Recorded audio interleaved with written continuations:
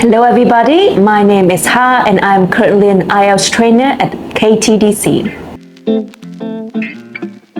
If I could describe the learning environment of my class with two adjectives, I believe they would be supportive and responsive. I would be there to support my students and to respond to any learning difficulties that they are having. So there is the saying, the average teacher explains complexity. The gifted teachers reveal simplicity. So that is what I've always been striving for, to simplify complex matters so that the student can understand.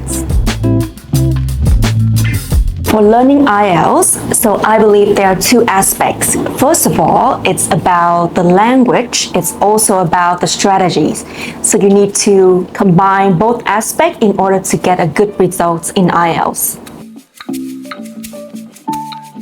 So whether you are studying with me or other teachers, I just want to say that we all have been doing this work for a while. So I would like to thank you for trusting our work, and I would like to welcome you all in my class. Right, so see you all at KTDC.